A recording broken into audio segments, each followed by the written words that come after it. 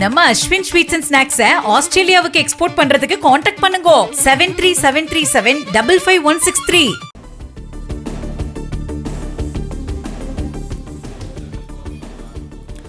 அதிமுக பொதுச் செயலாளர் எடப்பாடி பழனிசாமி கட்சியின் மூத்த நிர்வாகிகள் எம்எல்ஏக்களுடன் முக்கிய ஆலோசனை நடத்தி வருவதாக தகவல் வெளியாகியுள்ளது. கூடுதல் விவரங்களை வழங்குகிறார் செய்தியாளர் ராஜகுமரன். வணக்கம். இந்த ஆலோசனையின் மைய கருத்து என்னவாக இருக்கும் ராஜகுமரன்? அதிமுக பொதுச் செயலாளர் எடப்பாடி பழனிசாமி சென்னை பசுமை வழிச்சாலையில் இருக்கக்கூடிய இல்லத்திலே ஆலோசனை மேற்கொண்டிருக்கின்றார்.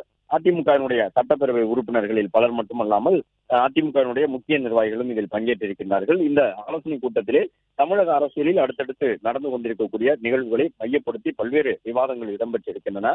ஏற்கனவே நேற்று அதிமுகவினுடைய மூத்த நிர்வாகிகளில் ஒருவராக இருக்கக்கூடிய தம்பிதுரை திட்டவட்டமாக அதிமுகவினுடைய பொதுச் செயலாளர் தான் அடுத்து முதலமைச்சராக வரப்போகின்றார் என்ற ஒரு தகவலை சொல்லி சென்றிருந்தார். இப்போது தமிழக அரசியலில் இருந்து வரக்கூடிய இந்த குழப்ப நிலையிலும் அதிமுக தான் ஆட்சி அமைக்கப் போகின்றது என்பதாக தம்பிதுரை சொல்லி சென்றிருந்தார்.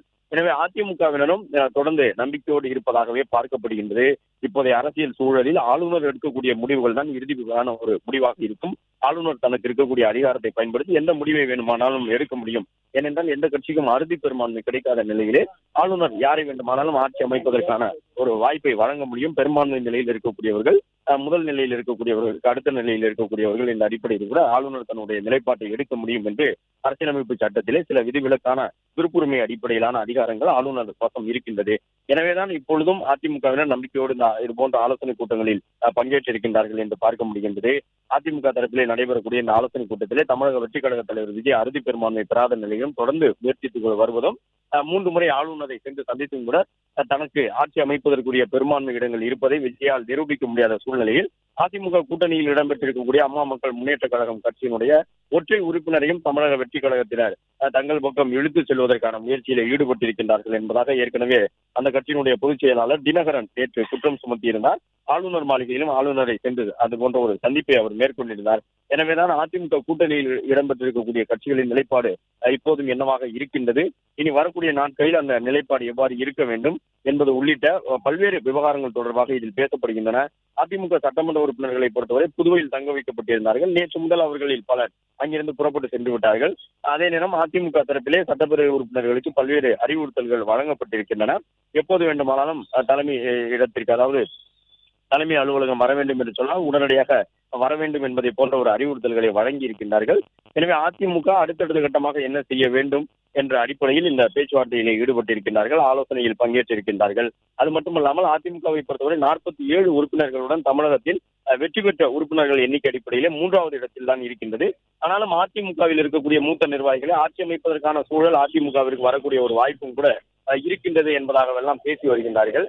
எனவே நடைபெறக்கூடிய ஆலோசனையிலே முக்கியமான அந்த விவாதங்கள் இடம்பெறும் என்று எதிர்பார்க்கப்படுகின்றது. மற்றொரு பக்கம் தமிழக வெற்றிக் கழக தலைவர் விஜய் தனக்கு ஆதரவு அளிக்க வேண்டும் என்று கேட்டிருந்த நிலையில் விடுதலை சிறுத்தைகள் கட்சி 2 உறுப்பினர்களை விஜய்க்கு ஆதரவு நிலைப்பாட்டை எடுக்க செய்வதற்கான ஒரு முயற்சியில் ஈடுபட்டிருக்கின்றார்கள் என்றும் அதற்கான அறிவிப்பு இன்று காலை இன்னும் சற்று நேரத்தில் விடுதலை சிறுத்தைகள் கட்சியின் தரப்பிலிருந்து வெளிவரக்கூடும் என்றும் எதிர்பார்க்கப்படுகின்றது.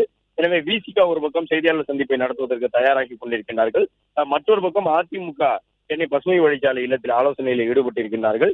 இன்னொரு பக்கம் அம்மா மக்கள் முன்னேற்ற கழகத்தினுடைய பொதுச் செயலாளர் டிடிவி தினகரன் இன்னும் சற்று நேரத்தில் அடையாறில் செய்தியாளர்களை சந்திக்க இருக்கின்றார். எனவே தொங்கு சட்டசபை அமையக்கூடிய நிலை உருவாகி இருப்பதால் தமிழகத்தினுடைய அரசியல் சூழல் பல்வேறு குழப்பங்களை சந்தித்து வருகின்றது.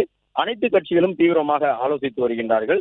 அது மட்டுமல்லாமல் ஒரு சில கட்சிகள் தங்களுடைய சட்டப்பேரவை உறுப்பினர்களை பாதுகாத்து வைப்பதற்கான நடவடிக்கையை இப்போது வரை தொடர்ந்து கொண்டே இருக்கின்றார்கள் என்பதையும் பார்க்க முடிகின்றது.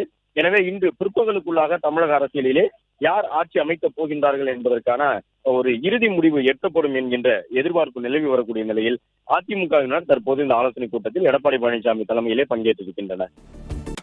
நம்ம அஸ்வின் ஸ்வீட்ஸ் அண்ட் ஸ்நாக்ஸை ஆஸ்திரேலியாவுக்கு எக்ஸ்போர்ட் பண்றதுக்கு காண்டாக்ட் பண்ணுங்க 7373755163.